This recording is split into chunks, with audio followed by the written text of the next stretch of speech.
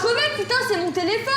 Encore. Parce que je te prends le tien, moi. Mais moi, je suis ta mère, j'en ai rien à faire, moi, que ce soit ton téléphone et t'arrêtes de me parler comme ça. J'ai jamais lui avoir dit ou voir une seule fois je t'aime, ça me fait mal parce que j'ai pas su lui montrer, quoi. Mais là, T'arrêtes. je te casse le bras, là. Bon. Il va me pousser et puis moi, je peux aussi tomber ou des choses comme ça, quoi. Là, je pense, mon père, il voudrait que je sois en train de faire mes devoirs. Ça lui ferait plaisir. Je pense qu'on va aller voir en interne. Pour de vrai? Ça m'énerve. T'es en train de dire que je suis une assistée, que j'arrive pas à me débrouiller toute seule, que j'ai des soucis mentaux. Ouais, les parents, c'est chiant. C'est vrai, c'est chiant. J'ai un peu la boule au ventre et j'ai pas envie de rentrer chez moi, quoi.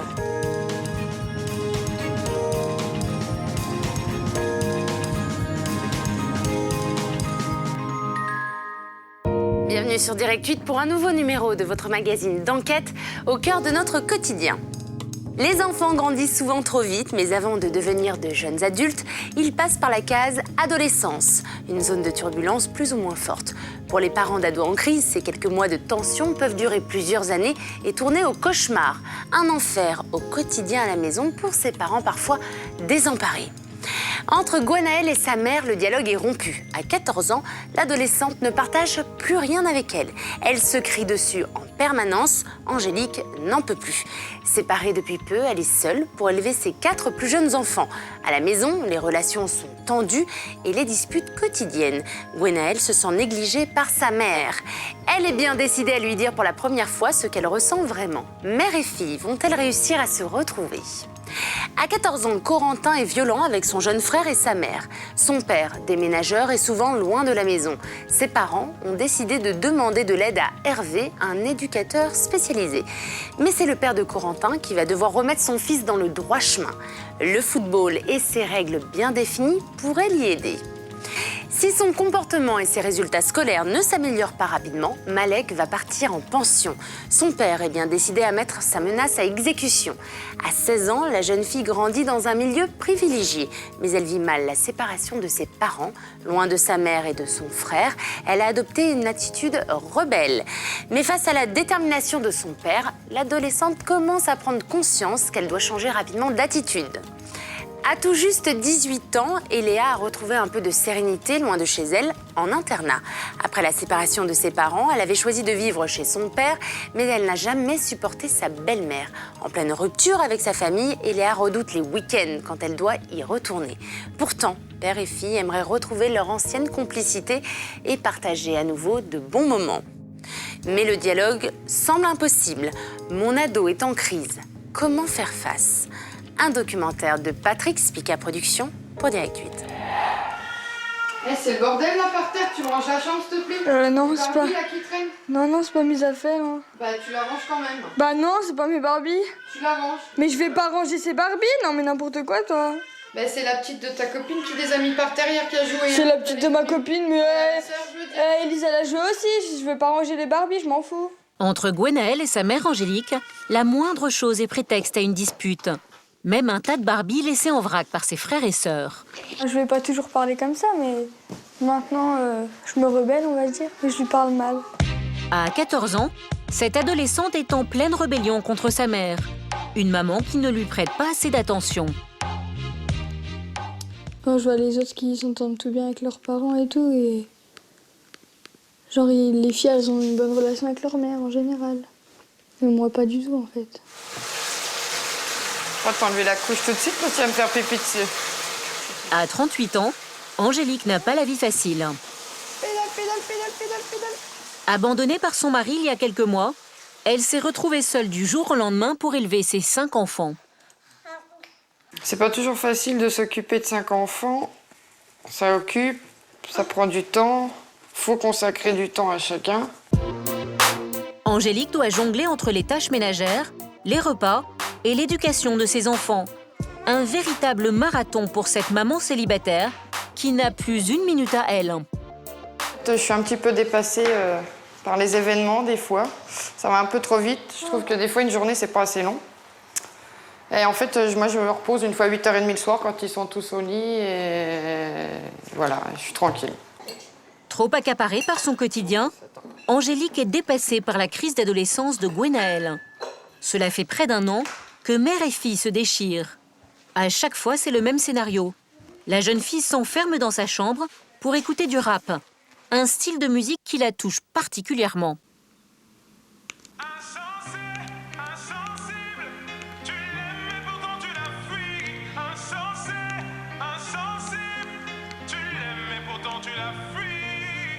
Il y a une musique particulièrement que j'aime bien, moi. C'est Avant qu'elle parte, parce qu'ils ont des paroles qui touchent. Ça parle de leur mère. Et ouais, ils disent qu'il faut leur montrer qu'on les aime et tout ça, quoi. Ta mère est une fleur rare que t'abreuves par ton amour. L'emprise c'est la tuer, donc n'abrège pas son compte à rebours. Ils disent que même si la mort n'arrête pas l'amour, il faut leur dire qu'on les aime avant qu'elles partent. T'aimerais lui dire ce qu'elle représente pour toi, avant qu'elle ne perde la vie. Une chanson qui évoque les mères à qui on devrait dire « je t'aime » plus souvent. Gwenaëlle, elle aussi aimerait bien le dire à sa maman. Mais trop enfermée dans sa colère, elle est incapable de faire le premier pas. Il y a quelques semaines, l'adolescente a commis un acte désespéré. Donc il y a 2 semaines, j'étais pas bien. Je pensais à la relation que j'ai avec ma mère et je me suis fait des scarifications en fait.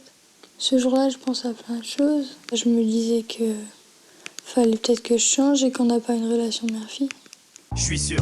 Avec un couteau, elle s'est entaillée l'avant-bras. Pour camoufler sa cicatrice, la jeune fille a écrit au feutre par-dessus. Souvent, après les disputes avec sa fille, Angélique a besoin de se promener pour se calmer. Face au geste de détresse de Gwenaëlle, Angélique a très vite réagi. J'ai vu qu'elle était un peu griffée au niveau du poignet, donc je lui ai demandé pourquoi elle avait fait ça. Et elle n'a pas voulu parler, elle s'est renfermée, donc j'ai pris les devants tout de suite, j'ai contacté l'assistante sociale. Pour régler ce problème, il fallait des professionnels avec moi parce que toute seule, j'étais démunie, j'aurais pas su quoi faire. Trop occupée à la maison, elle n'a pas tout de suite perçu le mal-être de sa fille. Mais cet incident lui a fait prendre conscience de la gravité de la situation. Je pensais être une maman normale, comme toutes les mamans, et en fait, non, je me rends compte que on n'a pas la complicité d'une mère et d'une fille comme on devrait avoir en temps normal, quoi. Angélique et sa fille Gwenaëlle souffrent chacune de cette situation conflictuelle. J'ai toujours l'impression de ne pas être à la hauteur. Ça démoralise un peu, on va dire. Mais j'ai besoin d'être aimée, j'ai besoin qu'on me le dise. Gwenaëlle et sa mère parviendront-elles à se réconcilier? Gwenaëlle arrivera-t-elle à surmonter sa détresse? Le lendemain, fin d'après-midi. Ça fait une demi-heure que je l'appelle, elle me dit qu'elle arrive, elle n'est pas là. Alors, tous les jours, elle me fait le coup, elle me dit qu'elle arrive, en fait, elle vient pas, ça me saoule. Voilà, ça c'est Gwenaëlle. Oui, c'est moi. Il est 17h37, tu devrais déjà être là, tu fais quoi là? Tu te fous de moi? Mais j'arrive là. Non, je suis près du parc, j'arrive. Comme à chaque sortie des classes, Angélique est sur le qui-vive. Sa fille Gwenaëlle a pris l'habitude de traîner après les cours sans la prévenir. Et non. Une attitude qui l'exaspère. Elle m'a dit qu'elle traversait le parc, qu'elle arrivait, mais en fait, non, je la vois pas. Donc je vais lui redonner un coup de téléphone, encore une fois.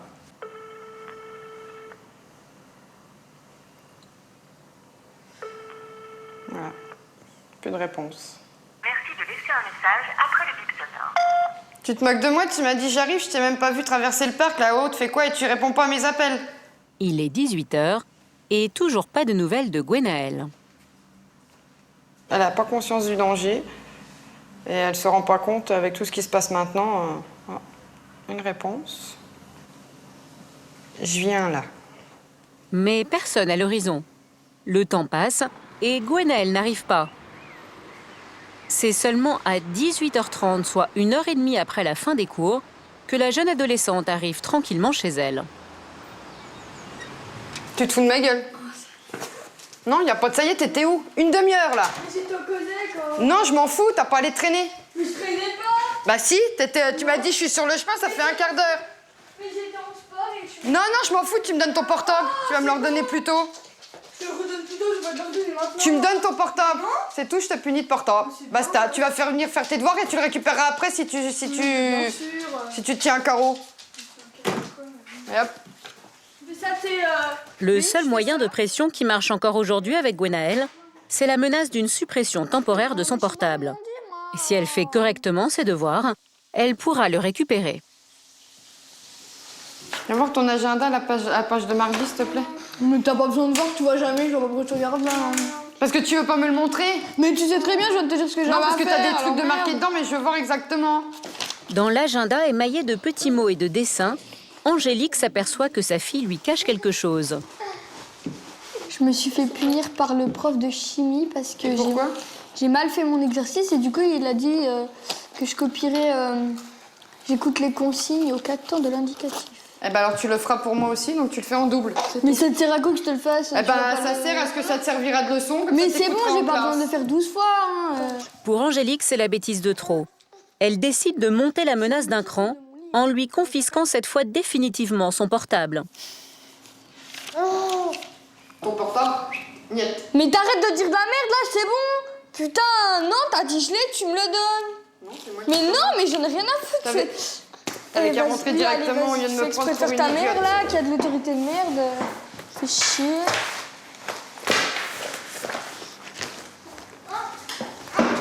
De toute façon, tu me le donnes, mon téléphone, t'as intérêt à me le donner. Niet. Ouais, bah t'inquiète, toi, je vais prendre le tien et après on verra. Pauvre meuf là. Putain. C'est fou ça. Ça me saoule qu'elle prenne mon téléphone. C'est le seul moyen que j'ai pour parler avec mes amis, elle me prend encore mon téléphone. Gwenaëlle ne supporte pas l'autorité de sa mère. Elle me punit tout le temps là. Elle me saoule. Ils me saoulent tous en fait. J'arrive presque plus à les supporter et voilà. C'est pour ça que je suis tout le temps dans ma chambre, je préfère être seule. Ou alors je suis dehors avec mes potes et au moins ils me font pas chier. J'arrive à les supporter, ça va. Angélique, quant à elle, est démunie face à la révolte de sa fille. Ces disputes incessantes la désespèrent.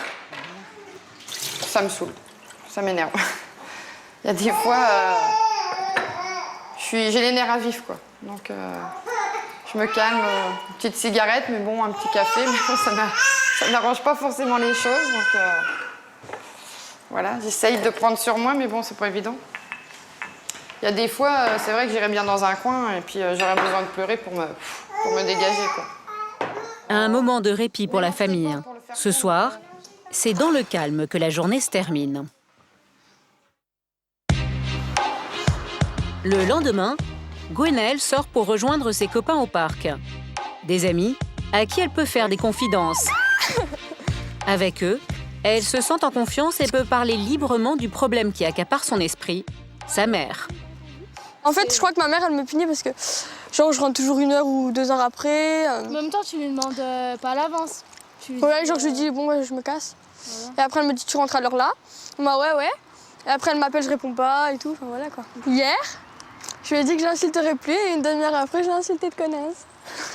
Oh. Mais je me suis excusée 4 fois après. Hein. Je lui ai dit, désolée, c'est sorti tout seul. Et elle dit quoi? Après, elle me dit, tes potes, tu les insultes pas, hein? Si. Non. Si. Je t'ai déjà insulté? Oui. Non.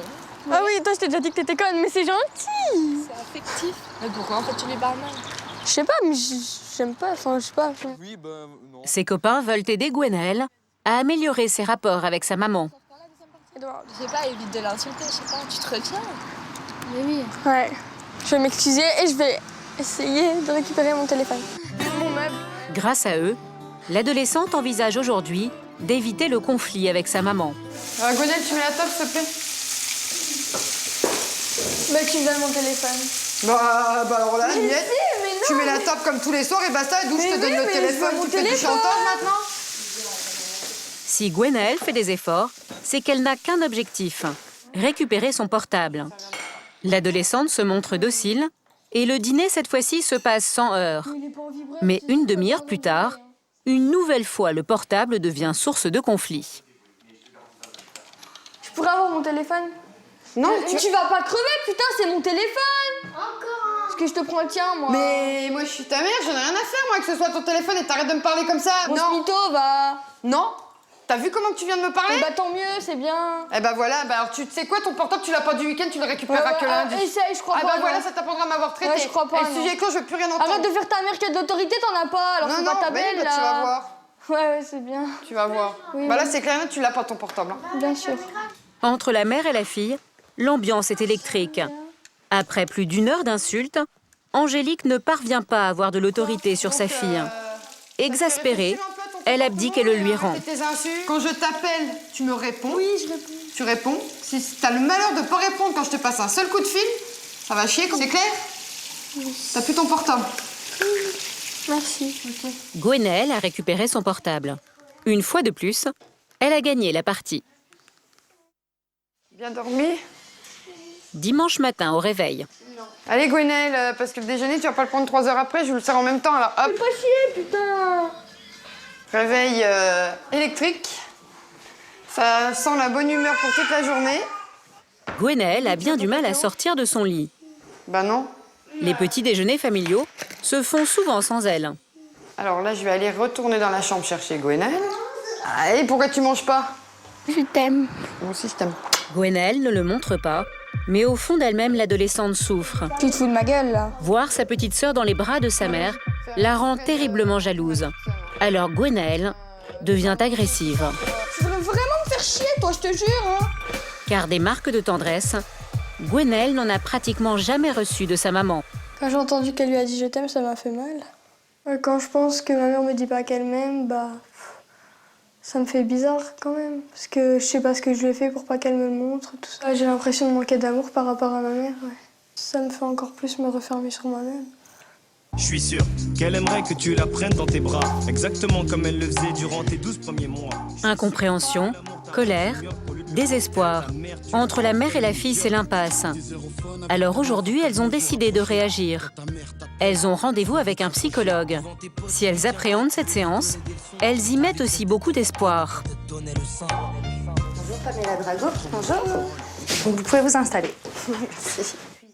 Pour comprendre la situation, la psychothérapeute va s'entretenir individuellement avec chacune d'entre elles. Qu'est-ce que vous reprochez réellement en fait à Gwenaëlle? D'être agressive avec moi, de m'insulter, de pas m'écouter, de pas accepter mon autorité en fait. D'après vous, qu'est-ce qu'elle vous reproche?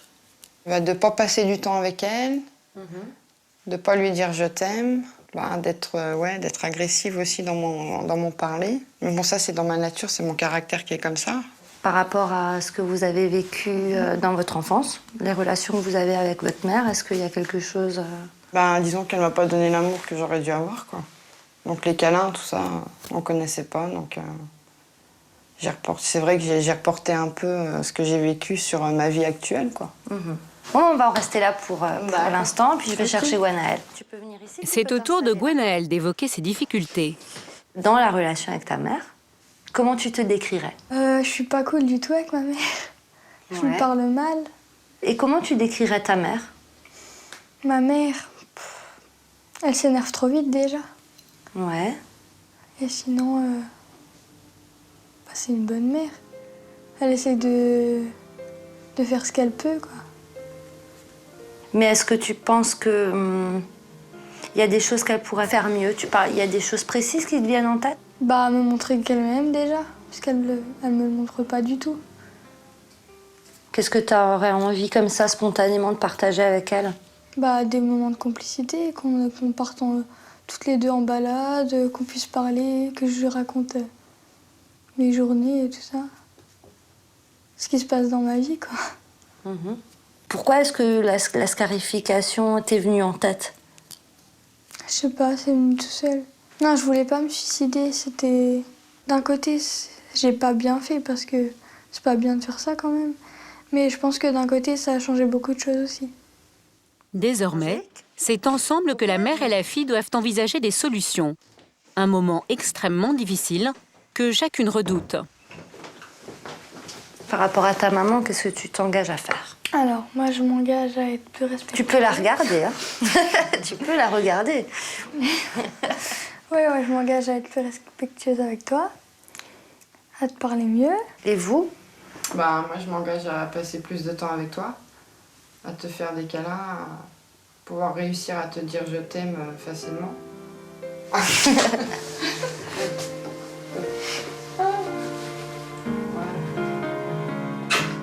Un geste d'amour que Gwenaëlle n'avait pas reçu de sa maman depuis des années. Est-ce un premier pas vers la réconciliation?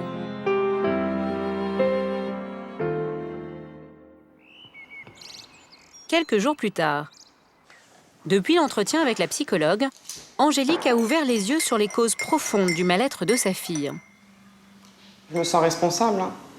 C'est moi qui n'ai pas géré comme il fallait. J'ai pas su lui apporter l'amour que je devais lui apporter, comme une mère doit apporter à son enfant. Hein. De jamais lui avoir dit ou voir une seule fois « je t'aime », pas lui montrer mes sentiments que j'ai pour elle. Si, ça me fait mal parce que j'ai pas su lui montrer, quoi. Regarde des bébés comme ça. Coucou. T'es réveillée? T'as bien dormi? Désormais, Angélique essaie de montrer plus d'amour à sa fille. Aujourd'hui, elle s'est arrangée pour passer l'après-midi seule avec Gwenaël. Gwen, tiens, t'attends, je t'ai mis sur la table et je t'ai posé le croissant à côté. Allez, en route. Une séance de shopping. Cela peut sembler banal, mais Gwenaël est aux anges. Il est trop classe, je le kiffe. Cela fait plus d'1 an que Gwenaël n'avait pas eu sa mère pour elle toute seule. Moi j'aime bien, je me verrais bien comme ça. Cet été avec mes petites chaussures à talons là. Ça fait Marie-Louise dans je sais pas quoi, là, dans le film de Louis XIV, c'est. Vas-y, bon. Entre la mère et la fille, la complicité semble s'instaurer. Tu vas faire autre chose? Oui. Celui-là il est bien. C'est la taille là qu'il te faut de toute façon. Il est bien là. T'es bien là. T'en penses, t'es contente de passer du temps avec moi là comme ça? Bah ouais, ça change. Ça fait du bien, hein? Ouais, grave. Tiens, Miss Tinguette. Merci maman. Je t'aime. Moi aussi, je t'aime. Aujourd'hui, c'est peut-être une nouvelle relation qui naît entre Gwenaël et sa maman. Angélique a pris conscience que l'agressivité de sa fille dissimulait un mal-être et un manque d'amour. Si certains adolescents en crise ont du mal à instaurer le dialogue avec leurs parents, d'autres n'hésitent pas à utiliser la violence physique pour se faire entendre. Nous voici en Charente-Maritime. Depuis 1 an, cette famille est confrontée à la crise d'adolescence de Corentin, 14 ans. Oui, on va mettre le couvert et puis on va manger. Allez, Corentin, viens manger. Allez, il y a le couvert à mettre. Comme à son habitude, Corentin fait la sourde oreille. L'adolescent rend la vie impossible à la maison. Tout petit, c'était un enfant docile, mais depuis 2 ans, tout a basculé. Tu vas chercher la chaise dans ta chambre. Oh, bah tu vas chercher la chaise. Dépêche-toi. Dépêche-toi. Dépêche-toi. Va la chercher. Là, il te Il refuse systématiquement de leur obéir. Son arrogance commence à peser sérieusement sur ses relations avec ses parents. Sa mère, Karine, regrette même parfois d'avoir un tel fils. Allez, Corentin. Moi, j'aurais voulu des filles, mais bon. Le problème, c'est que j'en ai pas, quoi. Allez, Corentin. Laisse ton frère tranquille, là. À table. Dans cette famille, il n'y a que des hommes. Mais l'autorité de Stéphane, le père, fait défaut car il est rarement à la maison. Déménageur, il est souvent parti sur les routes. Résultat, c'est Corentin qui impose sa loi à ses parents. Même en présence de Christophe, un ami de la famille, l'adolescent est insupportable. Son dernier caprice, aller à la chasse avec son oncle. Son père refuse. Là, c'est que le début, mais il va nous embêter jusqu'à ce soir pour essayer d'y aller. Je m'en vais. Tu t'en vas? Tu vas aller où? Ouais. Tu vas aller où? Je m'en vais. Bah, tu t'en vas, tu vois, tu vas t'en aller. Bah oui. Ouais. Corentin, on lui donne ça, il veut ça. Voilà. Je pense que tu y étais. Mais tais-toi! Et quand Corentin n'obtient pas ce qu'il veut, il se défoule sur son petit frère de 8 ans, Florian. Tu vas être dans ton lit. Tu vas Pourquoi tu lui as fait ça? Il t'a rien fait? Si, il m'a fait de moi. Bon, il y a la table à débarrasser. Bah non. Si. Bon, Corentin, arrête là. Tu débarrasses la table. Tu vas voir si ça va être non. Corentin a même pris l'habitude de menacer sa mère parce qu'elle n'a jamais osé répliquer. Et fais gaffe, hein. Parce que tu vas voir, toi. Et depuis quelques mois, L'adolescent passe à l'acte. Arrête là. Mais c'est lui, là. Il y a un Arrête. micro, Corentin. Corentin, arrête. Et tu te détends, là. Jusqu'ici, Karine avait pris l'habitude de rigoler des frictions entre elle et son fils. Mais maintenant, avec sa taille et sa corpulence, elle rit un peu jaune. Ouais, débarrasse. Bah si, t'es là parce que tu vas voir, toi. Ouais. Et quand Corentin n'a pas le dernier mot, il part brusquement bouder dans sa chambre. Toi, t'arrêtes parce que tu vas voir. Si je m'écoute, je le taperai tout le temps, hein, vu comment il parle. Il y a des fois, c'est qu'il en vient aux mains. On va céder, bah, il va être tout gentil. Voilà. Là, on lui dit non à ce qu'il veut faire, bah voilà. Là, c'est là pour... Bon, il va revenir dans un petit moment, là. Tu vas voir, si t'as arrêté, de toute façon, je porte plainte. Je porte plainte. Corentin exerce un chantage permanent et ses parents ne savent plus s'ils doivent céder ou résister. Face à l'agressivité de leur adolescent, Stéphane et Karine restent totalement démunis. Comment vont-ils faire pour sortir de cette impasse? Dans quelques instants, dans À chacun son histoire, vous retrouverez Corentin et ses parents désemparés face à la violence de leur fils. Parce que lui, ce qu'il croit que quand je suis pas là, c'est lui le chef. Vous découvrirez également Malek, une ado de 16 ans. Livrée à elle-même, la jeune fille n'en fait qu'à sa tête. Un comportement que son père a bien du mal à accepter. Je pense qu'il reste une solution pour le moment, on verra plus tard, hein. C'est l'internat. Mais bon, je verrai. Hein.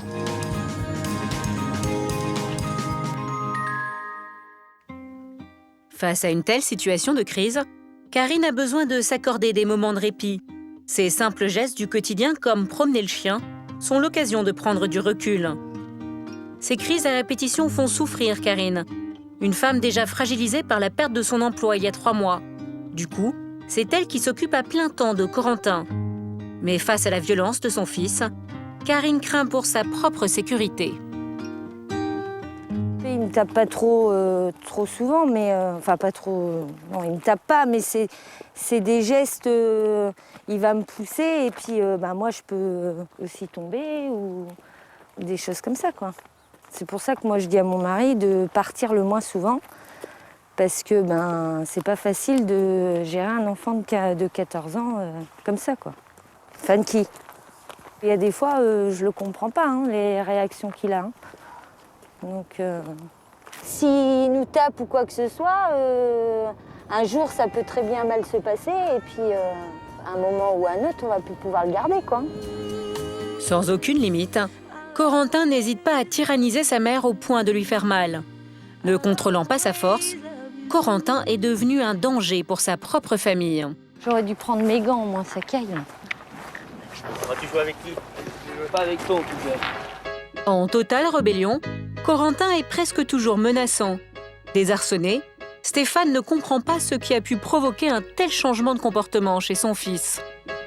Moi, je lui ai demandé ce qu'il avait. Il n'a jamais su me dire ce qu'il avait. Ou alors, il veut pas le dire, je sais pas, mais il l'a jamais dit à quelqu'un encore, ce qu'il avait. L'ado profite de la passivité de son père qui le menace, mais n'intervient jamais. De doubler, donc... Arrête! Et c'est sans doute cela le vrai problème de cette famille. C'est pas grave. Arrête! Stéphane! Mais lève-toi! Mais là, T'arrêtes! je te crache le bras, là. Bon. Et... Circule. Mais même pas... Et tu arrêtes. On t'a dit que t'irais pas. Ferme ta gueule! Ouais. Fais gaffe, Corentin. Famille de cons, là. Il y a des cons ici.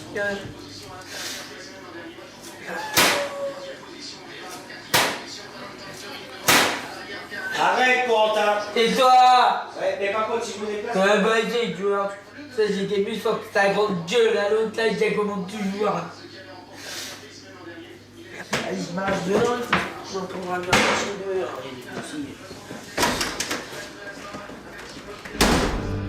Corentin part furieux et claque la porte de toutes ses forces. Le lendemain, Karine, la maman, est à bout. Elle veut absolument trouver une solution pour que Corentin cesse d'être violent. Elle décide de faire appel à un spécialiste de l'adolescence.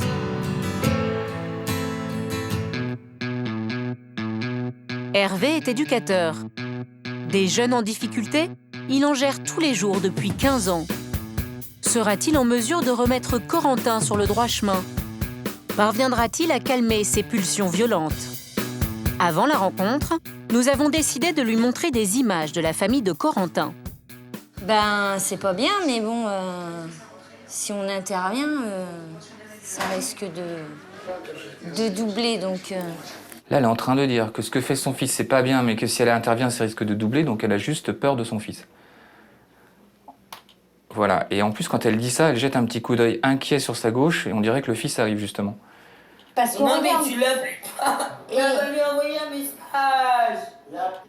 Donc là, déjà, de ce que j'observe, la façon de se comporter de Corentin, c'est un enfant de 3 ans et demi qui se comporte comme ça. Sa façon de parler aussi, puis sa façon de trépigner. Il n'est pas encore entré dans l'adolescence, visiblement, il est vraiment dans l'enfance, quoi. L'éducateur en a vu beaucoup, mais la situation qu'il découvre est extrême. Et le comportement du père de l'adolescent l'inquiète tout particulièrement. Je te casse le bras, là. Bon. Et... Circule. D'accord, donc le papa était dans la maison, en fait. Là, on est en plein rêve, quand même. Hé! Calme-toi. Ferme ta gueule. Ouais. Fais gaffe, Corentin. C'est impressionnant, ça. D'accord, donc là, Corentin dit « ferme ta gueule » à son père, en fait. Donc il respecte pas son père non plus.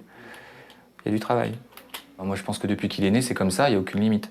Il fait ce qu'il veut, je vous l'ai dit, il fait ce qu'il veut, c'est la toute-puissance. Donc il va falloir vraiment qu'ils changent beaucoup de choses, les parents, s'ils veulent avoir un espoir que ça marche. Je dis bien un espoir, parce que là, c'est quand même... sur une échelle de 100, on est quand même à 200. Après avoir analysé la situation, Hervé se rend au domicile de Stéphane et de Karine. L'éducateur va rencontrer Corentin pour la première fois.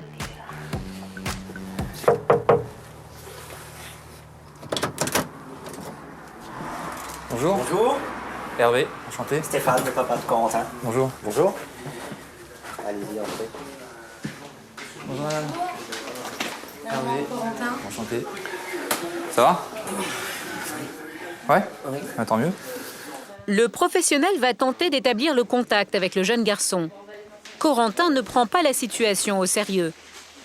Alors Hervé demande aux parents de se retirer pour un tête-à-tête avec l'adolescent. Corentin? Oui. Ça va? Oui. Bon, tes parents, ils m'ont dit plein de mal de toi. Ah. Non, c'est pas vrai. Tu me mets là? Oui. Comment t'en arrives à tirer les cheveux de ta mère? Pas parce qu'elle m'énerve. Ah ouais, donc si jamais je t'énerve, tu veux me tirer les cheveux? Non. Et ton père, il a fait quoi quand t'as tiré les cheveux de ta mère? Il a voulu me taper et je suis parti. Regarde, imagine, tu donnes un coup à ta mère ou à ton frère, et ils ont une trace. Tu sais qu'ils peuvent porter plainte. Ah oui, je sais. Et les gendarmes, c'est toi qui vont les voir. Et là, t'as pas le droit de faire ça. Parce que c'est dommage que tu sois violent comme ça. Que tu sois violent avec tes copains, violent avec ton frère, violent avec ta mère. Donc est-ce que t'es d'accord pour dire que t'as un petit problème de violence quand même? Ou pas? Ou est-ce que c'est normal de frapper tous les mecs qui t'emmerdent du moment qu'ils sont plus petits que toi ou du moment que c'est une femme? Non, c'est pas normal. C'est pas normal, je suis bien d'accord avec toi. Tu vas pas pouvoir régler tout par la violence? Ok, je vais aller voir tes parents. Oui. Ça m'a fait plaisir de parler avec toi.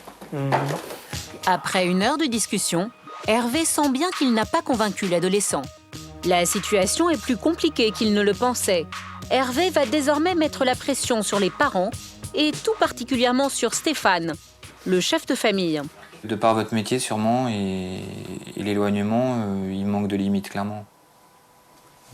Clairement. C'est-à-dire qu'il est quasiment... Enfin, il va bientôt être dans la toute-puissance.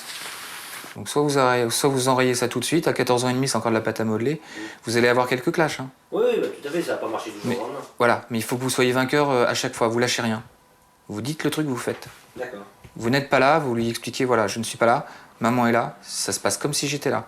Je rentre tel jour, je te préviens, ça va être l'émeute pour toi si j'apprends qu'il y a eu un problème.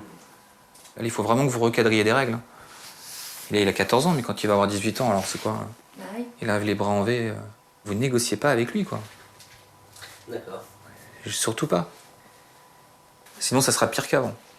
Et ça peut donner, moi j'ai eu l'exemple d'un ado de 17 ans qui allait plus à l'école et qui disait à sa maman, je vais plus à l'école tant que tu me donnes pas 400 € par mois et je veux une voiture sans permis. Tout de suite. Il frappait sa mère, il la raquettait. Ça peut aller loin. Hein. Bon. Hervé n'a pas mâché ses mots. Les parents de Corentin sont un peu sonnés. Au revoir Corentin. À bientôt peut-être. Oui. Au revoir. Vous me tenez au courant? Oui, pas de souci. Ça marche. Désormais, dans la famille, tout le monde va devoir changer d'attitude. Et cela commence d'abord par Stéphane, le garant de l'autorité. Et lui, ce qu'il croit que quand je suis pas là, c'est lui le chef. Voilà. Alors on va mettre ça en place et puis on va voir quoi. Il faudra qu'il écoute ce que je dis, hein, et puis il n'aura pas le choix. Hein. Je sais pas si ça va marcher, ça va pas marcher du jour au lendemain. Hein. Il va y avoir un laps de temps avant que.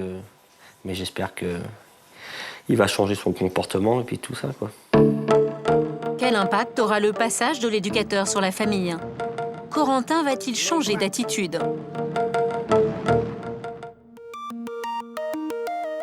Plusieurs semaines sont passées.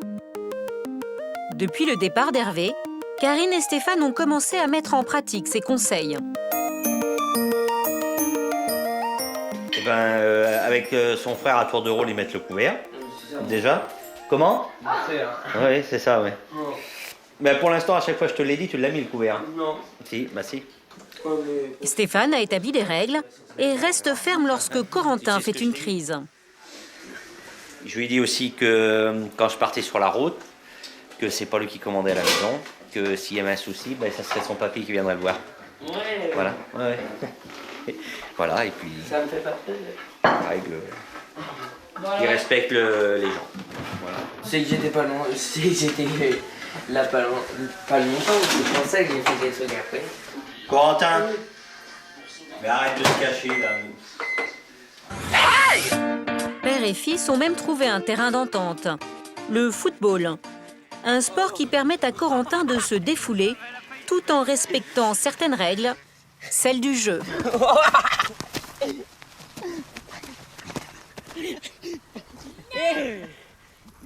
Ça lui fait du bien. Puis là, ça fait, par exemple, ça fait 3e fois que je viens jouer au foot comme ça avec lui. Avant, je le faisais pas, quoi, je veux dire. Là, si ça peut lui faire du bien, on continuera de temps en temps, quand il voudra, quoi. On chamaille, mais on s'amuse. Comme tout à l'heure, je lui ai fait accroche-patte, mais il a rien dit, quoi. Voilà. Sur le terrain, pas de conflit, mais des frictions entre père et fils qui s'expriment désormais au travers du sport. Et pourquoi t'aimes ce sport? Je sais pas, moi, parce que j'ai envie de faire du foot. Parce que c'est bien. Karine subit moins les assauts de son fils, mais elle sait que rien n'est encore gagné. Pour mettre toutes les chances de leur côté, ils voient un pédopsychiatre avec Corentin. De plus en plus de parents se tournent vers des éducateurs ou des psychologues. D'autres plus radicaux décident d'éloigner leurs enfants et choisissent l'internat. Mardi soir, en pleine période scolaire à Saint-Cloud, une banlieue chic parisienne. Malek, 16 ans, s'apprête à faire la fête chez elle avec ses copains. Salut, ça va? Depuis 3 ans, elle vit seule avec son père. Il est souvent en déplacement pour son travail, alors Malek en profite pour n'en faire qu'à sa tête. La jeune fille veut avant tout être libre et profiter de sa vie d'adolescente. Il faut avant de sortir se remaquiller. Bah oui. C'est le raballement de façade de... C'est le maquillage, c'est le petit secret féminin pour faire oublier des choses. Ça va pas changer ta vie si t'es moche, t'es moche. Non mais c'est vrai. Le maquillage c'est juste pour aider. Insouciante, Malek ne pense qu'à s'amuser. Son père lui interdit de faire la fête à la maison lorsqu'il n'est pas là. Même les voisins s'en sont plaints. Mais Malek s'en fiche. Ces fêtes sont pour elle une façon de ne pas se retrouver seule. Vic, filme-moi ton fille, je veux de la musique. Non mais on va éteindre la télé, vous êtes mignons et tout, on regarde Disney Channel, ça va plus. Là, ça va, je vais bien, je me sens bien. Je suis avec mes potes et tout, on rigole bien, donc ça va. Mon père, je raconte pas du tout. Enfin, avant, il me demandait encore ce que je faisais, quand je sortais et tout, ce que j'allais voir. Maintenant, pas trop. Un père autoritaire est souvent absent. Une mère et un frère restés en Tunisie, son pays d'origine. C'est à cause du comportement ingérable de Malek en Tunisie et de ses mauvaises notes que son père décide de la faire revenir en France pour qu'elle y finisse ses études. Une décision que Malek vit très mal. Depuis, le dialogue avec son père est devenu quasi impossible. Victor, elle s'entend super bien avec ses parents. Elle leur ment pas, elle leur dit la vérité. Enfin, comme la majorité de mes potes, on va dire, ça me saoule quoi, d'avoir à mentir mes parents, à leur cacher des trucs, à avoir une relation pareille, alors que je sais qu'il y en a d'autres qui ont des relations cool avec leurs parents, quoi. Mauvais résultats scolaires, refus d'autorité, insolence. Depuis quelque temps, l'adolescente part un peu à la dérive. Bon, en tout cas, nous on y va. Moi aussi, je vais y aller, Malek. Vas-y, bah, bisous, Malek. Ok, le monde m'abandonne. Le monde m'abandonne. Non, le monde, il est en train de m'abandonner. Je vais me retrouver toute seule. Je vais pleurer. Mais non, t'inquiète, chaud. Toi, tu peux dormir ici? Bah, moi, ma mère, elle veut pas. Ça fait 3 jours que je dors chez toi. Allez, demain, je passe te voir, ok? Si Malek a bien du mal à voir partir ses amis, c'est qu'elle n'a qu'une crainte, se retrouver seule face à elle-même. Elle souffre de cette situation qu'elle supporte de moins en moins. Bah, j'aime pas être seule, alors voilà. Quand moi je rentre le soir, ok, genre mes potes y passent et tout, mais après ils rentrent et ils sont avec leur famille et moi je suis toute seule. Mes parents ils me manquent, surtout là, quand je les vois pas et tout, quand mon père il part et que je sais que lui il est en Tunisie avec mon frère et ma mère, je suis jalouse. Et là je voudrais trop être avec eux. Mais une fois encore, c'est toute seule que l'adolescente finira sa soirée. Dimanche, il est 13h, Malek se lève. La jeune fille a pris l'habitude de ses réveils tardifs. Dans un peu moins de 4 heures, son père rentrera de voyage. Elle a fait la fête toute la nuit, mais pas question que son père se doute de quoi que ce soit. Alors Malek a appelé ses copines à la rescousse. Salut. Ça va? Pour l'aider à remettre l'appartement en état. J'explique, il faut quelqu'un pour le lavage des trucs, genre vider le lave-vaisselle et mettre les trucs dedans, et le salon. La poubelle aussi. Et la poubelle, ouais. Il faut ranger. On a foutu le bordel ensemble, on range ensemble, normal. Si le père de Malek découvrait qu'elle a fait la fête dans son appartement, il serait hors de lui. Alors en bonne copine, elle tente de protéger Malek et efface toute trace suspicieuse.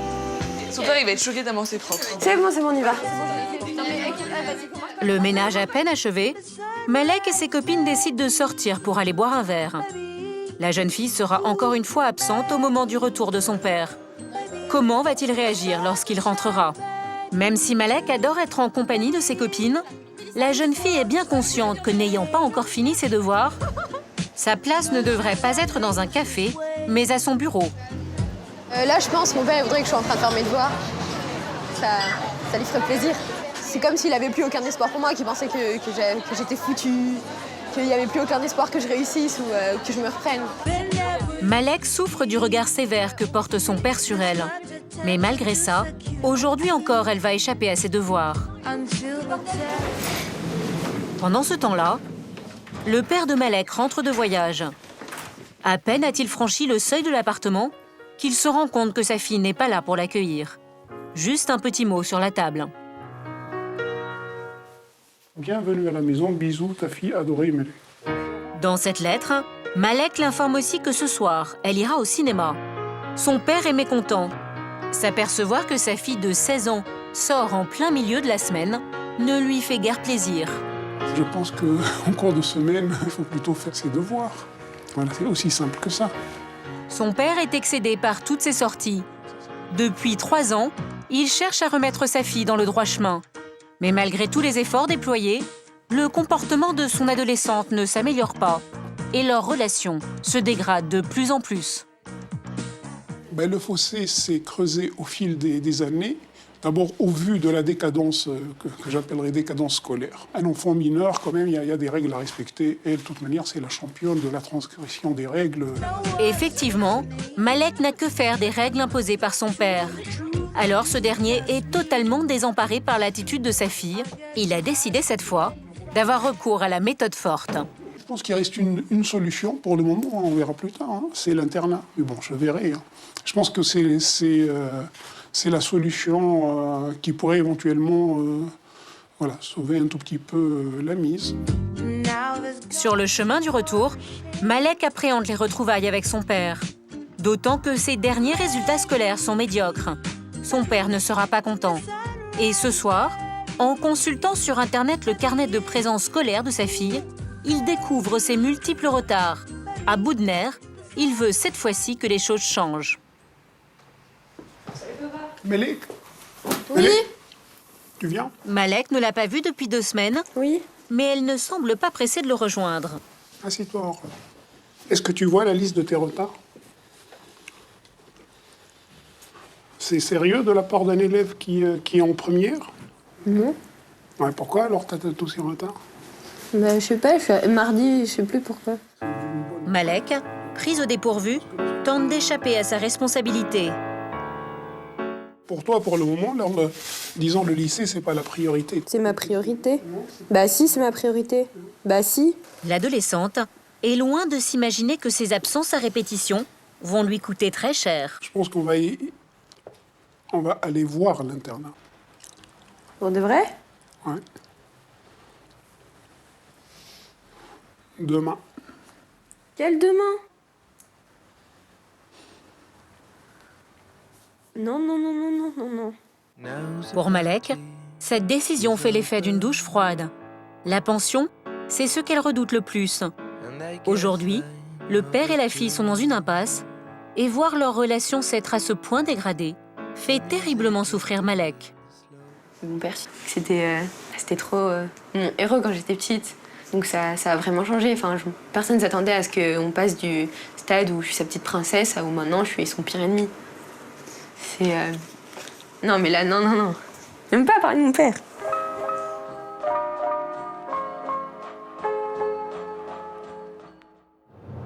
Le lendemain, le père de Malek met ses menaces à exécution et entraîne sa fille pour visiter un internat susceptible de l'accueillir.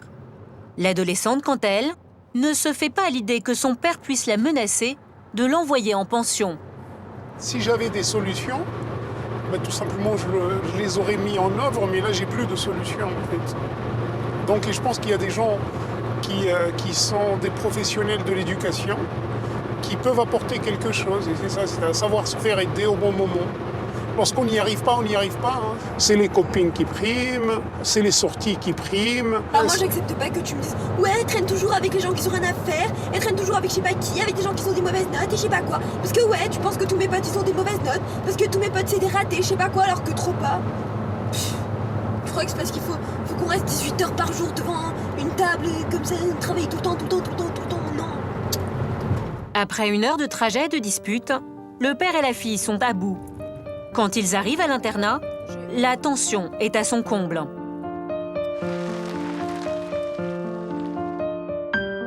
Pour Malek, c'est le choc. Alors pour calmer le jeu, le proviseur de l'internat décide de prendre la jeune fille à part.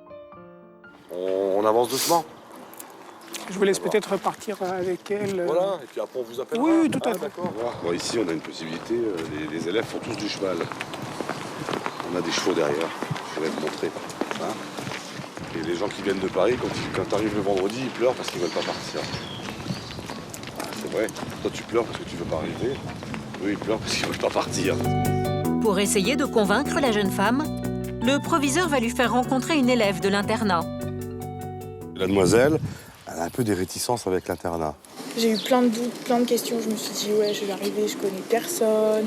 Est-ce que je vais me faire des amis? Et franchement, je le dis, j'adore.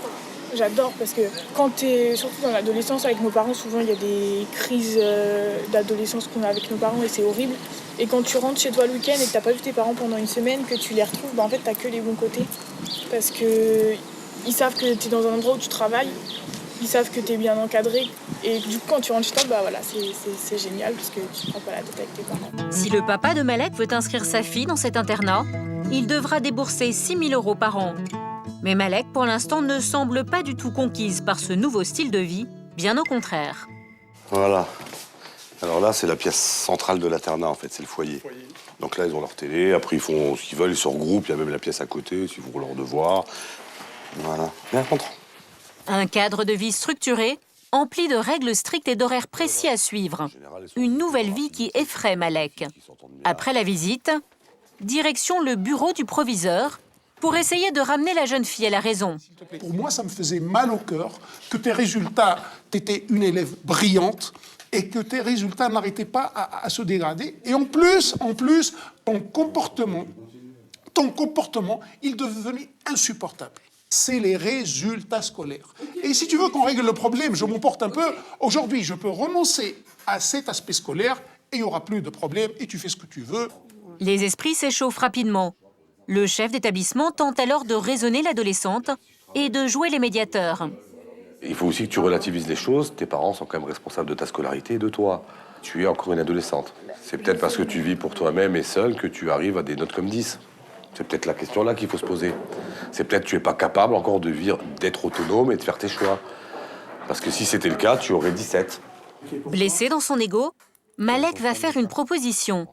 Si au prochain trimestre ses notes ne sont pas meilleures, elle veut bien intégrer l'internat. Je vois pas pourquoi est-ce qu'on voudrait m'imposer des choses que j'ai pas envie si j'arrive pas à les tenir comme ce que la majorité des personnes autour de moi s'attendent. Ben dans ce cas-là, alors j'irai en internat toute seule, je choisirai moi-même et j'irai, voilà, et je verserai pas une larme, rien du tout, j'irai toute seule.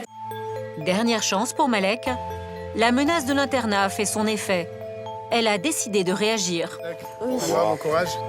Sur le chemin du retour, son père est animé d'un nouvel espoir envers sa fille. On peut lui accorder cette chance, en sachant que l'objectif, c'est d'essayer de revenir à un projet scolaire abandonné depuis quelques années. Mais Malek est furieuse. Elle n'a pas digéré que son père ait voulu l'envoyer en pension. Ça m'énerve. T'es en train de dire que je suis une assistée, que j'arrive pas à me débrouiller toute seule, que j'ai des soucis mentaux, j'ai aucun problème, ok? Je me suis pas donné corps et âme dans le travail non plus, hein. On va pas se le cacher, j'ai rien foutu, j'ai rien glandé, j'ai rien fait. On dirait, je sais pas quoi, que j'ai besoin d'être assistée, que j'ai besoin d'avoir des gens avec moi pour m'aider à travailler. T'as pas besoin de crier. Non, non, mais ça m'énerve. S'il y a un problème dans notre relation, c'est parce que tu parles comme ça. C'est parce que toi, t'es en train de dire que je suis une assistée. Je suis pas une assistée. De retour chez eux, les cris laissent place au silence et à l'ignorance. Impossible pour le père et la fille de partager un moment ensemble dans la sérénité. Il est même prêt à abandonner le combat. Je ne sais pas si c'est un internat ou pas d'internat, mais bon, je veux la paix. Là, je prends une part des tartes et je vais la manger dans ma chambre. C'est donc encore une fois chacun de son côté que la journée se termine. Entre père et fille, le dialogue est rompu. C'est pas possible apparemment de parler entre nous, alors bon... Je sais pas si ça va s'arranger un jour. Je vais laisser se calmer, là, je lui reparlerai ce week-end. Parce que là, sinon, je vais m'en prendre plein la gueule, et de toute façon, il va me faire la gueule, alors bon. Abattue, Malek, seule dans sa chambre, prend conscience que la situation est grave. Va-t-elle se conformer aux exigences de son père? Plusieurs jours sont passés et nous retrouvons Malek et son papa. Depuis leur visite à l'internat, son père a pris conscience que l'aide d'un professionnel était indispensable pour rétablir le lien avec sa fille et améliorer ses résultats scolaires. Allô? Allô, bonjour, c'est Madame Chevalier. Oui, bonjour. Je vous appelle à propos de ma fille. Vous êtes bien éducatrice, c'est ça? Oui, c'est ça, je suis éducatrice spécialisée. Je fais de l'accompagnement au domicile des parents, en fait. Devant l'urgence de la situation, l'éducatrice décide de venir l'après-midi même. De son côté, Malek, elle aussi, semble en avoir assez du conflit. Depuis cette visite à l'internat, la lycéenne a pris de bonnes résolutions. Je vois que ces menaces, c'est pas que des menaces en l'air, c'est vraiment super sérieux, donc j'ai pas envie de finir dans un internat, alors là j'ai pas le choix. Je préfère travailler un maximum, même limite foutre ma vie avec mes potes entre parenthèses. Quelques heures plus tard.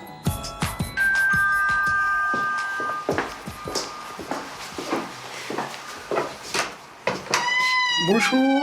Bonjour, Madame Chevalier. Enchantée. Veuillez entrer. Merci. Bonjour Malek. Donc je m'appelle Émilie Chevalier. Du coup, je suis éducatrice spécialisée. J'ai été appelée par ton papa, en fait, pour venir discuter un peu de la situation, qu'on fasse le point. L'adolescente n'est pas réticente à sa venue. Bien au contraire, cette présence féminine semble la rassurer. Comment tu peux faire pour te remettre au travail du jour au lendemain? Je me suis fait un petit planning de travail. Bah, ton emploi du temps, il est très bien, mais tu veux vraiment changer les choses, donc ça c'est bien niveau scolaire, mais il faut vraiment que tu puisses durer, quoi. Si t'as des contrôles, tu puisses... Malek n'hésite pas à lui faire part de ses difficultés. Elle semble déterminée à faire de ses études une priorité. L'éducatrice appelle maintenant le père de Malek afin d'évoquer ensemble des solutions. Donc je viens de discuter avec Malek. Elle a pris de bonnes résolutions. Donc j'aimerais bien d'ailleurs que tu lui en fasses part, s'il te plaît. J'ai fait un programme de travail. J'aime cet emploi du temps. Il commence par la détente déjà. Ah, c'est important de souffler après la fin de journée. Après, moi, ce que j'aimerais aussi, c'est que vous puissiez parler du scolaire sans que ça soit un problème ou que ça soit des moments de tension, en fait. Donc, est-ce que pour vous, c'est envisageable? Bien sûr que c'est envisageable. En général, elle me parle lorsqu'il y a de bonnes notes, elle ne m'en parle pas lorsqu'il y a de mauvaises notes. En gros, c'est ça. Ouais, donc ça, c'est ton effort à toi, ça. De pas cacher, de pas dérober la vérité. Parce que moi, du coup, je trouve insupportable, c'est de vivre avec quelqu'un et de ne pas se parler. Alors, certes, il y a eu des choses dans le passé qui ont été compliquées, mais il va falloir passer au-delà pour pouvoir revenir dans un climat au moins plus serein. Donc, elle ne sort pas de la semaine. Père et fille sont tous les deux mis au pied du mur. S'ils veulent que leur relation change, il va falloir qu'ils fassent tous les deux des efforts. Fini les rancœurs, père et fille doivent aller de l'avant. Au revoir, Malek. Bon courage. Merci, à très bientôt, au revoir. La venue de l'éducatrice a désamorcé quelques tensions. Malek et son père semblent prêts à établir entre eux de nouveaux rapports. Papa, je vais sortir, je vais aller voir les filles, on va chez Emmanuel et après, on sait pas ce qu'on fait, donc je t'envoie un message. Pour montrer sa bonne volonté, pour la première fois depuis bien longtemps, Malek lui demande l'autorisation de sortir. 23h? C'est 23h l'heure? Non, c'était une question. Malek n'est pas habitué au couvre-feu. Mais l'adolescente tient désormais à éviter le conflit. Elle rejoint son amie Victoire pour lui raconter les péripéties de sa journée et trouver un peu de soutien dans sa nouvelle démarche. Genre, on a parlé et tout, j'ai parlé avec elle, il a parlé avec elle. Après, genre, moi, au début, c'était un petit peu chaud et après, ça s'est détendu et genre, on a fait des règles et tout. Du coup, ce soir, faut que je rentre à 23h. C'est spécial. Il t'a mis des règles, maintenant. C'est trop badant. Je le connais pas, je l'ai jamais Une nouvelle vie plus structurée que la jeune femme veut bien adopter. C'est pas insurmontable, quoi. Juste genre, je vous verrai en sortant des cours et tout. Voilà. Non, ça va. Non, ça va aller. Ça va changer un petit peu. Ça va aller. Allez, ça va aller. Bon, bah, je vais rentrer comme ça. Comme ça, je serai en avance et tout. Mon père, il sera content. Bisous. Ça marche. Bon, bisous, on se voit demain? Ouais. Bisous. Je suis là. Je vois que tu as respecté les règles, pour une fois. Opération réussie pour Malek. La menace de l'internat et la rencontre avec une éducatrice ont fait grandir l'adolescente qui semble avoir accepté de changer de vie. Si Malek est en bonne voie pour éviter la pension, d'autres n'y échappent pas. Et l'internat peut parfois même s'avérer être une bonne solution.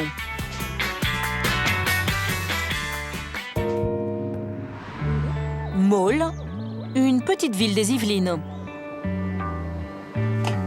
Comme chaque matin, Eléa se prépare à aller en classe. Il y a quelques mois, cette adolescente de 18 ans a intégré cet internat suite à un événement familial qui a bouleversé sa vie. Je suis à l'internat depuis le divorce de mes parents. Des fois, c'est un peu dur, quoi, parce que bon, j'ai mon chien qui me manque, ma sœur, enfin, un peu tout le monde, donc, mais ça passe. Quelques mois après le divorce de ses parents, l'adolescente souffre encore de cette séparation. D'autant plus que son père a refait sa vie avec une femme qu'Eléa a bien du mal à supporter. Se sentant délaissée par son père, la jeune fille se transforme en une adolescente révoltée. À la maison, l'ambiance est devenue insupportable. Son père a ainsi décidé de la placer dans cette pension. Et ça convient à Eléa. J'aurais pas la motivation de rentrer tous les soirs, surtout pour On me dirait j'ai mon père ou voilà quoi. J'ai pas trop envie d'y aller là en ce moment en plus. L'éloignement, une solution qui porte ses fruits. Même si Eléa se sent mise à l'écart, l'internat est devenu un véritable repère pour l'adolescente. Loin des tensions familiales, la jeune fille se reconstruit peu à peu. La vie en collectivité, le soutien scolaire lui permettent de retrouver un cadre et un équilibre qu'elle avait perdu.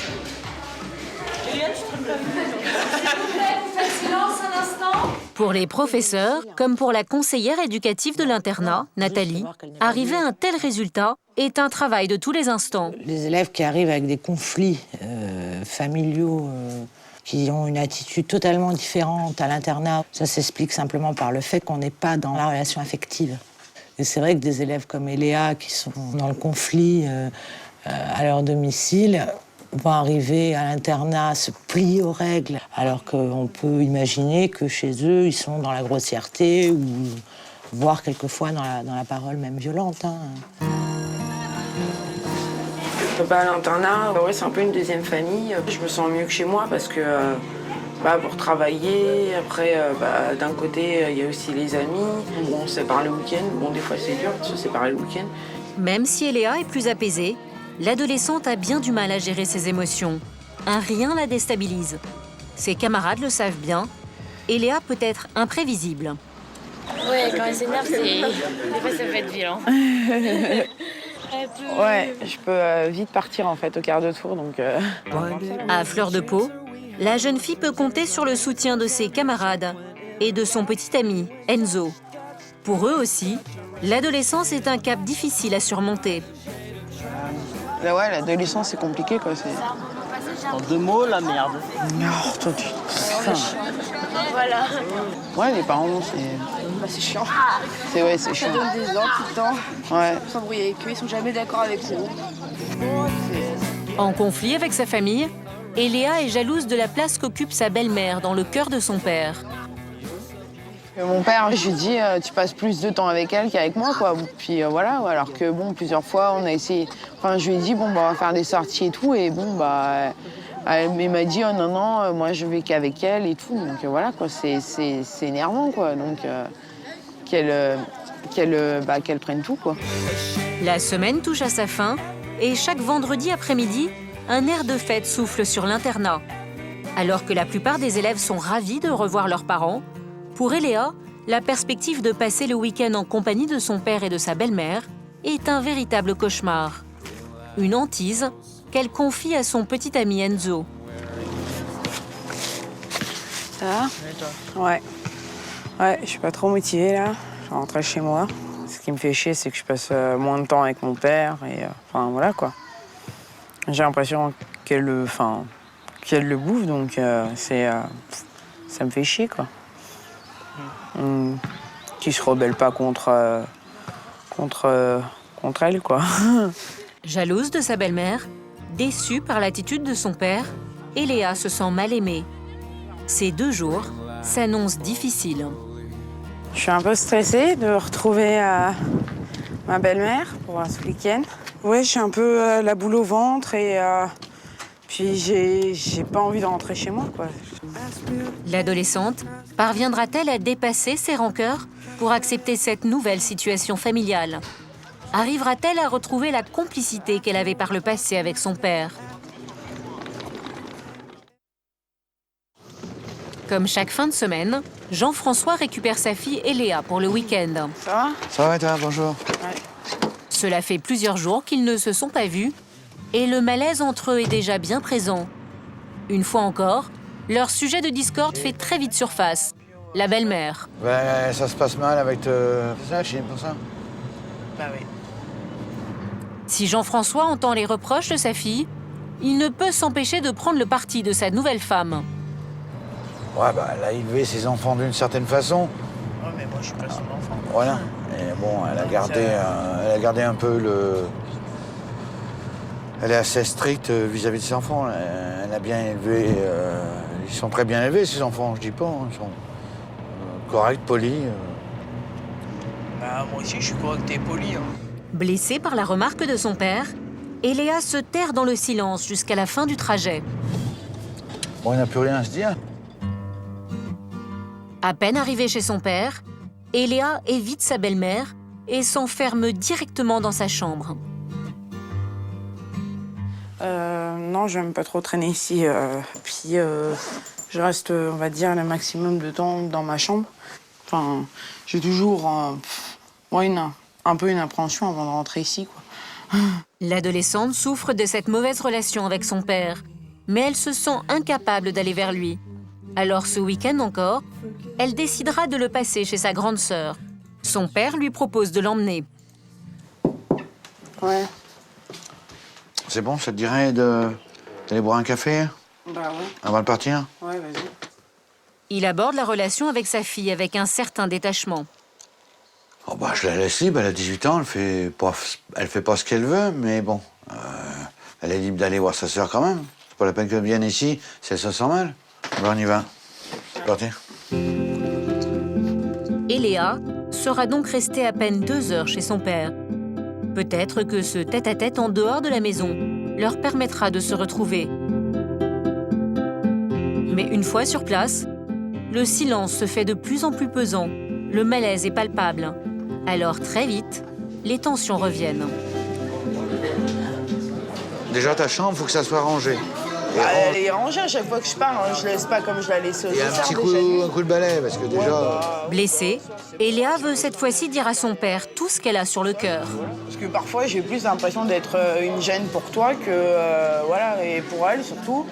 Enfin bon, voilà, depuis que la vente de la maison s'est faite, on dirait qu'il y a un fossé qui s'est creusé, quoi, qu'on peut plus parler, que ça marche dans un sens et pas dans l'autre, quoi. Donc c'est pour ça, quoi, que... Je sais pas, je suis ta fille, quoi. Quand on fait... ça sera le seul truc qui pourra jamais vraiment vous séparer. Et ouais, bah ouais, c'est ça, quoi. T'as vu, je parle pas devant elle parce que je sais qu'à chaque fois, elle va rajouter son grain de sel à la fin de la conversation. Et ça, c'est ça qui m'énerve le plus parce que quand je pose une question à toi, c'est elle qui y répond. Donc c'est pour ça qu'aujourd'hui, ouais, je pète facilement un câble. Pourquoi je veux pas trop revenir chez toi le week-end. Parce que voilà, je veux pas envie de la croiser le vendredi, quoi. C'est ça, quoi. C'est une des premières fois qu'Eléa confie son ressenti à son père. La jeune fille a bien du mal à retenir ses larmes. Non, mais depuis le temps que je voulais te le dire aussi, c'est pour ça. Eléa a enfin pu se libérer et confier ses sentiments à son père. Sera-t-il réceptif aux cris d'amour de sa fille? Dans quelques instants, dans À chacun son histoire, vous retrouverez Eléa et vous verrez que malgré les efforts déployés, l'adolescente a bien du mal à établir un dialogue serein avec son père. Si ça continue comme ça, c'est sûr que pendant un certain temps, je vais couper les ponts.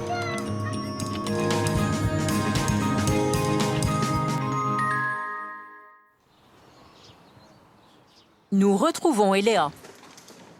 Pour le reste du week-end, la jeune fille est donc partie se réfugier là où elle se sent le plus à l'aise. Salut, ça va? Chez sa grande sœur Anaïs. Ça va. Ça a été ta journée? Et toi, ta semaine? Bah ouais, ça a été. Âgée de 25 ans, Anaïs a pris son indépendance au moment du divorce de ses parents. De 7 ans, son aînée, elle comprend mieux que personne les difficultés auxquelles sa petite sœur est confrontée. Déjà, c'est un chamboulement, la vie d'adolescent, donc là encore plus que ça soit les parents qui séparent, c'est assez difficile. Pour Eléa, sa grande sœur est un soutien essentiel. Son appartement est devenu son seul refuge. Je suis contente d'être là, quoi. Ouais, parce que je suis bien chez toi. Anaïs a bien compris que l'internat n'était pas non plus la solution idéale pour sa petite sœur. Oui, je le comprends qu'elle l'a pris si mal parce que je pense que pour elle, elle a eu le sentiment d'être abandonnée. Un peu comme si un peu d'être rejetée. On te met à l'internat, comme ça, du lundi au vendredi, on ne te voit pas. Et puis, j'avais l'impression que ça, d'abandon un peu, je pense, pour toi. J'ai l'impression d'être une gêne, donc qu'une gêne qu'on se débarrasse vite à l'internat, quoi. Anaïs s'inquiète de l'avenir de sa petite sœur. La connaissant mieux que personne, elle tente de la tempérer. Ces 2 jours passés ensemble sont l'occasion de prendre du recul sur les rapports difficiles avec son père. Retour à l'internat. Après un week-end familial éprouvant, Eléa est bouleversée. La discussion avec son père l'a profondément marquée. Comme à son habitude, elle en fait part à sa copine de chambre, Jessie. Quand je lui ai dit d'un côté que je m'excusais, il a rigolé, quoi. Donc ça m'a... T'es sérieuse là? Ouais, ça m'a un peu vexée, quoi. Donc, ouais. Ses rapports difficiles avec son père influencent sa vie au lycée. Moins attentive en cours, la jeune adolescente se renferme de plus en plus sur elle-même.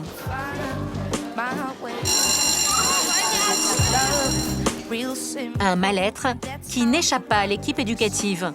À l'écoute de leurs élèves, ils font régulièrement le point avec eux pour les mettre dans les bonnes conditions de réussite scolaire. Excusez-moi les filles. Eléa, je peux te voir 5 minutes? Je vous l'emprunte. Si Eléa cherche à faire bonne figure devant ses professeurs, sa souffrance n'échappe pas à Nathalie, la conseillère éducative. Assieds-toi, Eléa. Alors, il n'y a rien de grave. Alors, Eléa, je voulais te voir. Bon, déjà, pas de panique, il ne se passe rien de grave, mais juste, j'ai eu quelques échos. Comme quoi, tu n'étais pas très en forme ces derniers jours. Je voulais faire un peu le point avec toi, voir si ça se passait bien et si en ce moment, tu avais des soucis. Oui, j'ai des soucis avec ma belle-maman et mon papa. D'accord, donc c'est plus du domaine familial? Oui. Et c'est au niveau, à cause du divorce de mes parents, quoi. Je suis un peu perdue, quoi. Et c'est vrai que depuis peut-être bien une semaine, c'est vrai que je suis pas au top. Nathalie applique à Eléa ce qui fait le succès de l'établissement et le bien-être des élèves. Les aider à mettre de côté leurs soucis familiaux. Ce que je voulais simplement te dire, c'est qu'il ne faut pas que les problèmes extérieurs impactent sur le déroulement de tes cours et de ton année scolaire ici. Tu es contente dans ta formation, de toute façon. Mais de toute façon, je me dis, quand je passe le portail, les soucis qui sont dehors restent dehors et les soucis, voilà. Comme ça, je me fixe bien, puis je me dis, il faut que jamais que ça dépasse certaines limites que ça empêche après sur ma vie professionnelle, quoi. C'est tout, tu peux retourner au soleil. Merci. On est là pour leur apprendre à grandir. L'objectif, ça va être l'encadrement au plus près. Et si possible, ne pas laisser traîner des situations conflictuelles ou des situations de mal-être chez le jeune. On va essayer de savoir qu'est-ce qui cloche et aussitôt le recadrer.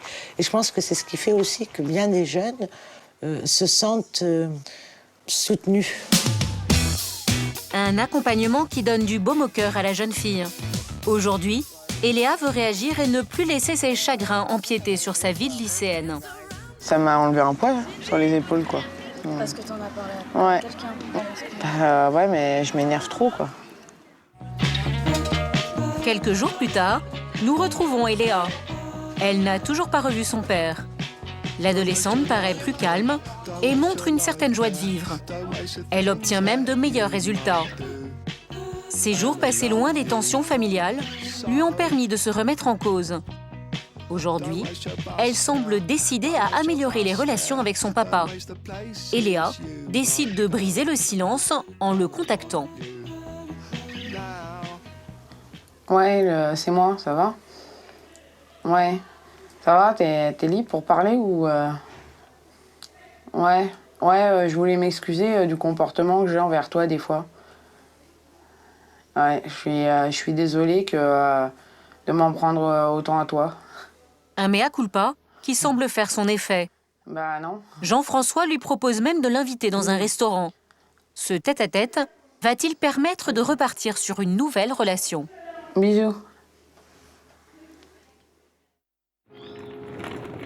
Le jour J est enfin arrivé. C'est avec une certaine appréhension qu'Eléa retrouve son père. Voilà, allez, on est arrivé là. On va manger un bout. D'accord. À peine arrivé au restaurant, la gêne une nouvelle fois s'invite entre eux. Et comme souvent, dès qu'ils n'ont plus rien à se dire, la même querelle revient. La nouvelle femme de Jean-François. Moi, j'ai choisi de vivre avec quelqu'un d'autre. C'est tout. Voilà, alors si ça vous plaise ou ça vous plaise pas, tant pis, voilà.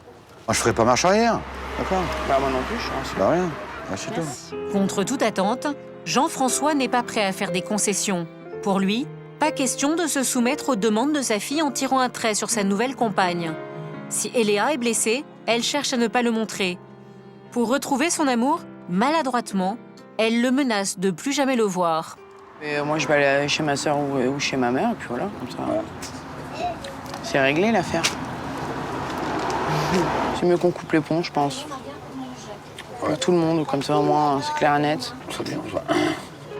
Cet effet d'annonce ne fait pas réagir Jean-François. Pire, il semble pour une fois en accord avec sa fille. De toute façon, dans la vie, faut faire des concessions. Voilà, jusqu'à faire une croix sur ses filles. Comme ça, c'est réglé. Au grand désespoir d'Eléa, son père ne fait rien pour préserver leur lien.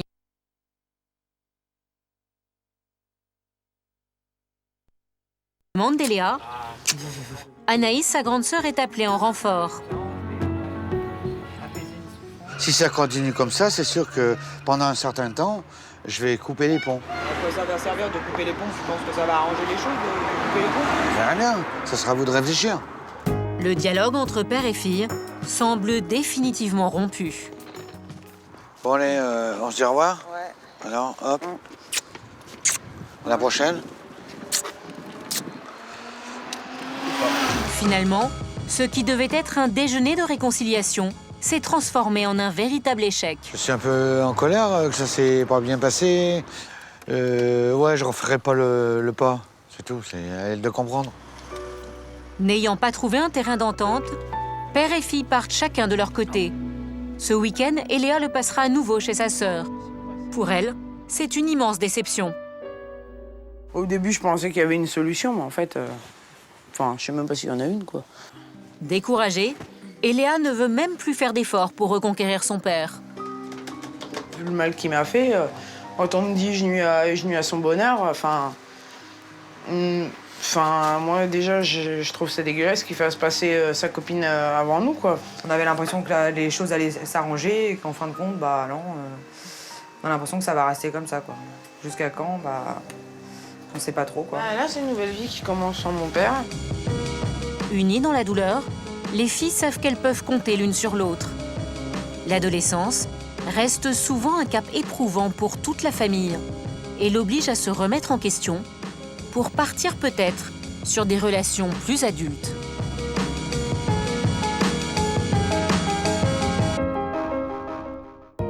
Que sont-ils devenus? Gwenaël et sa mère qui n'arrivaient plus à parler sans crier, Corentin devenu violent avec ses proches, Malek qui risquait de partir en pension et enfin Eléa qui avait elle bien du mal à quitter son internat. Depuis notre tournage, où en sont-ils? Que leur est-il arrivé? Réponse tout de suite.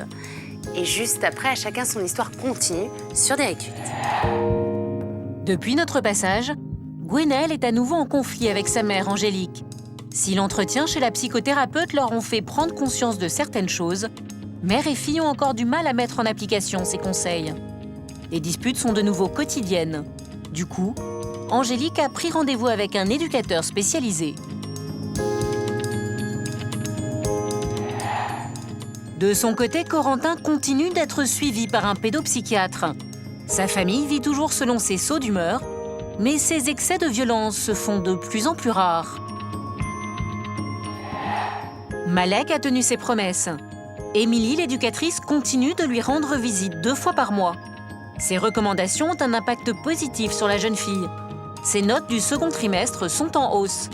La menace de l'internat semble s'éloigner. Quant à Eléa, elle n'a pas résolu son problème avec son père. Ils se sont revus une fois, mais leur rencontre s'est soldée par un nouvel échec.